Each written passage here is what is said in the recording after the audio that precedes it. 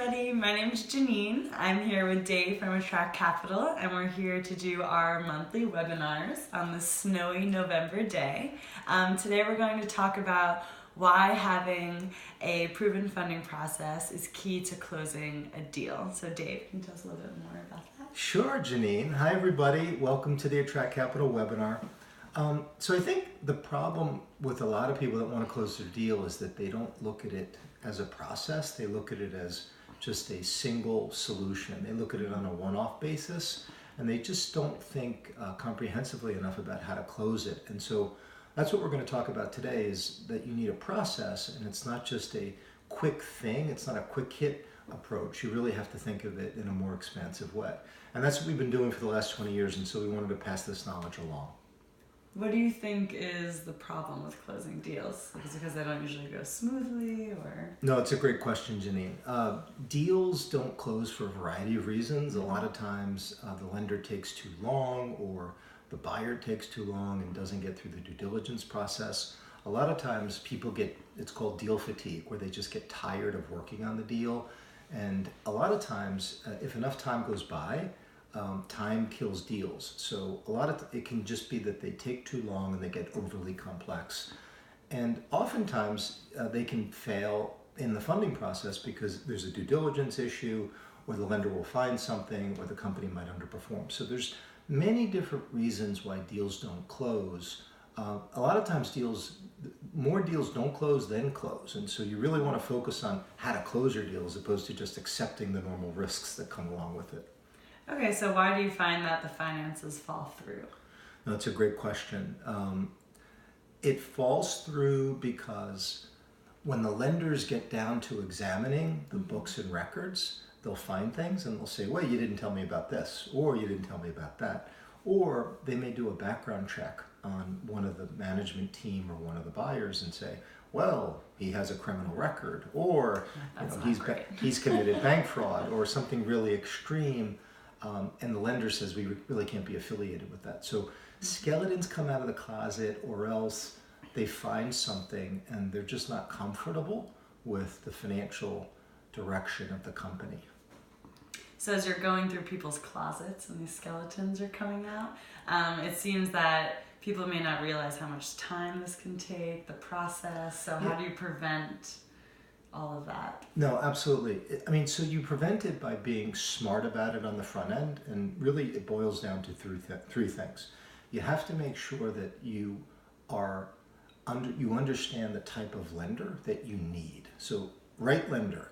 Secondly, you have to know that you've got to go to a lot of those lenders. You just can't go to one, and you can't go to 2 or 3. You have to go to like 15 or 20. So you have to have sufficient outreach. So right lender, sufficient outreach. The third thing is you need to spend time and develop a very strong business growth story. You have to tell the story of your business, what's special about it, why it's great, why it's built to grow, why it's successful, all those unique things about your business. You have to tell a really good story. So you have to find the right lenders, outreach to enough of them with a great story. And if you do all those things, then you really lower the probability that the deal won't close, and you put yourself in really good shape to be able to close the deal.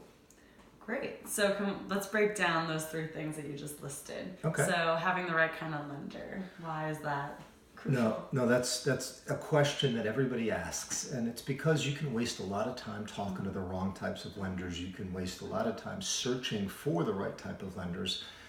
There's a huge lender ecosystem out there. There's dozens of different types of lenders, and you need to decide the amount of capital that you need, and how flexible and how long-term you want that capital to be. So it's kind of like when you're financing your deal, it's almost like you're custom designing what you want your loan to be. And so you have to know all the different types of lenders that are out there, and you need to sort through that. So you really need to be market knowledgeable about all the lenders that are out there. That's why that's important. And it really comes down to, if you have the expertise and know asset-based lenders, cash flow lenders, mezzanine lenders, and what they all look for, you can put yourself in a good position and make sure that you're talking to the right type of lender. To get all your information together so you can really know what you're doing. You hit the nail on the head, Janine. Bang. So then with that, the outreach. Like why do you need the right level of outreach? What is the right level of outreach? Sure. No, so the right level of outreach is that in the lending world, lenders approve, in the acquisition financing world, they approve a very small percentage. Most lenders, when you present a deal to them, will turn it down for a variety of reasons. So because the acceptance rate of them actually liking and pursuing a loan is so low, in order to get to 100% probability, you have to go a lot of different lenders. Yeah. So it's all about a funnel. It's a sales process. If you talk to 1 or 2 people, you may not convert that person. But if you talk to 10 or 15, chances are you'll convert 1 or 2. If you talk to 30 or 40, you'll convert 4 or 5. So it's how many people are you touching? And as you touch more people that are the right type of lenders, chances are your outcome will be 100% probability and you will have a reliable funding outcome. That's why the outreach is key. So if you're going to the right lenders and you're going to enough of the right lenders, then you're putting yourself in a really good position. And that's what we want. We want to be in a good position. So then with that, it's having the story, so whoever is reaching out for this information, like having that best story, as you called it. Like the best version of your company, right? So you want to be the best version of your company, not just an ordinary version. And some people, when they are out looking for money, they don't give themselves enough credit. They don't sit there and think about all the unique elements of their business and how that makes them a truly differentiated company. They'll just say, oh, we're a trucking company. Oh, we're a manufacturing company. Oh, we're a technology company. But there's a way to describe that in a lot of detail and in sort of a strategic way. And in doing so, when you take the time to explain your business on a differentiated level, you can also compose the story using the language of the lender. When you use the language of the lender and tell a differentiated story about your company, that becomes powerful because the lenders can really relate to that. If you're giving it to it and saying, well, this is a market leader and they have a commanding market share and they have strong margins and they're a platform for growth, and you're using all these kind of almost universal ways that lenders relate and understand companies, then what happens is the lender says, oh, I really like this company because they really understand it. Yeah. So if you have the right story, and a lot of people don't think they have to sell themselves, but you always have to sell yourself. Companies have to understand that they're competing in the market for loans with hundreds of other companies. So it's like a resume. You want to put your best foot forward in the confidential memorandum. Yeah, and it sounds like you also want to present yourself where you can meet the lender where they are and have them fully understand what you're doing. That's absolutely right. And if you meet them where they are, they're at a professional level of business. And when you meet them at their level of professionalism, they're comfortable with that. They like that. If they're up here and you're meeting them and you're down here, then there's a disconnect. So it's really, the right story, we over the years have taken very ordinary companies and made them sound extraordinary, and the lenders have really hit the deal because they really like the presentation, and that's what we do. So Attract Capital basically makes you a superstar.